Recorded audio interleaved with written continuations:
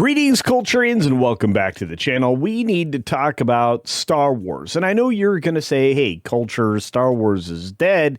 And I agree with you to a large extent. Not completely, though. I think that there are still opportunities here and there for it to, have a minor comeback. Maybe not something that's massive, maybe not a $1 billion movie, but maybe something that's just interesting enough for it to feel like, well, Star Wars once again. I don't know, but we need to talk about it because Starfighter may be just that thing.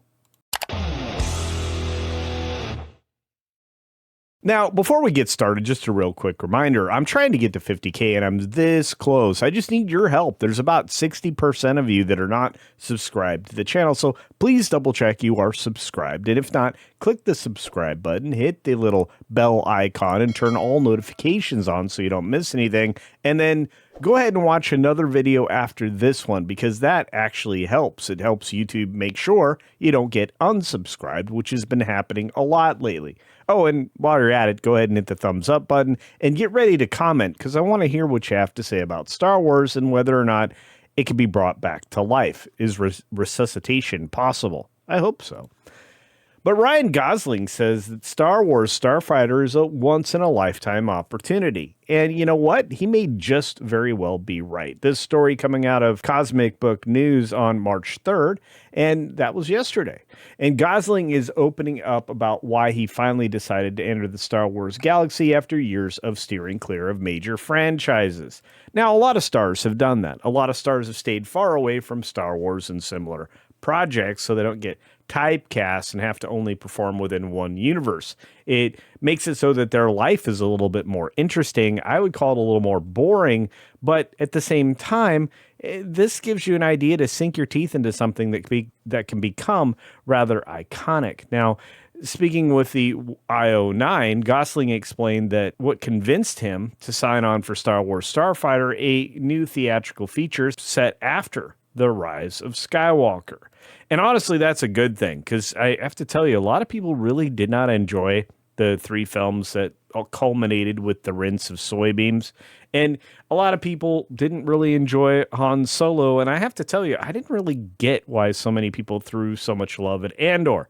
But that's just my opinion. Ryan Gosling explains why he joined Star Wars Starfighter. I want to hear this. I don't know about you, but he says for much of his career, Gosling has avoided long-running blockbuster franchises. So what changed? Well, it was Shawn's enthusiasm and his vision in the script, Gosling said. And I just avoided these things because they never felt right. And I'm glad I did because I feel like, similar to the book, like Project Hail Mary, it was worth waiting for. And it's like a once-in-a-lifetime opportunity. That's some high praise. That means he really does have a lot of faith in Shawn Levy.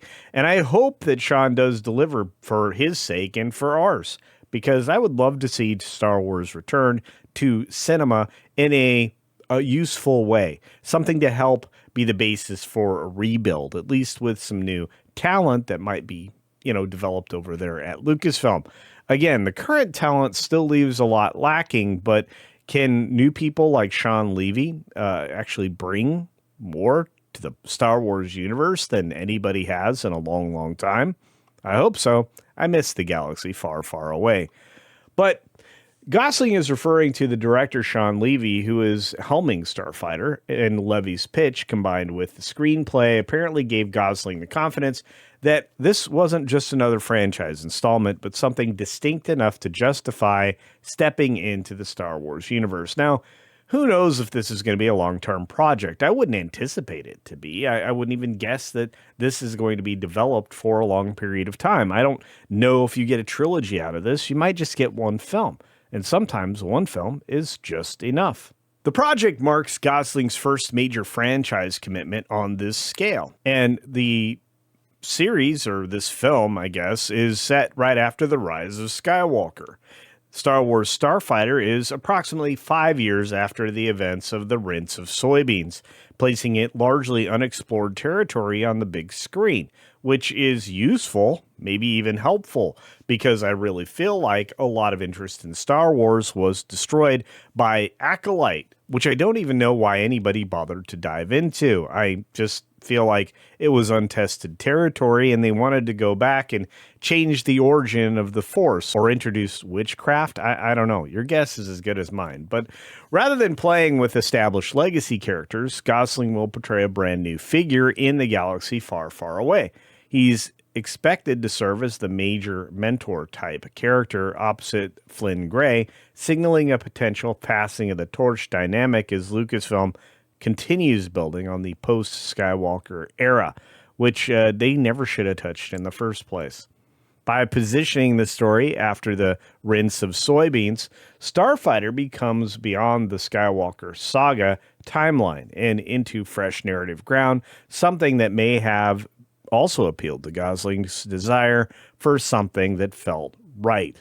And look, I hope they get it right. If Shawn really invested his time and energy into something like this, and mind you, he's done some really good things recently, maybe, just maybe, this could work.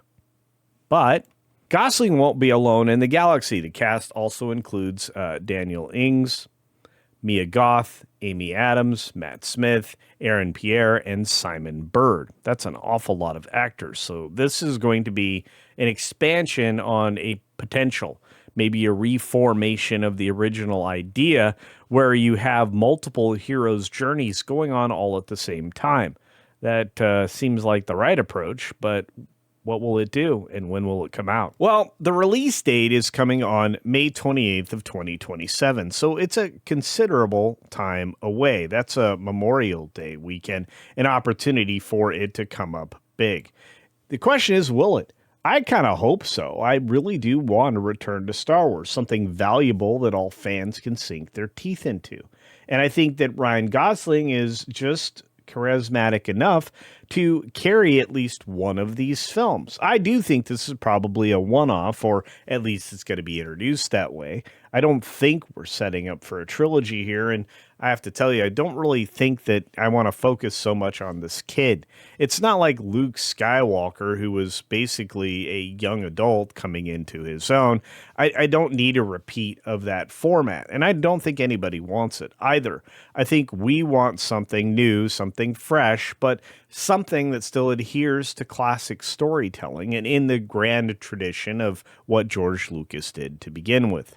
Anyway, those are my thoughts about this, and while I'm not looking forward to it necessarily, I will be going to see it. So let me know your thoughts. Are you looking forward to Starfighter? Do you think that Star Wars can make a comeback? Is there just a better plan in waiting?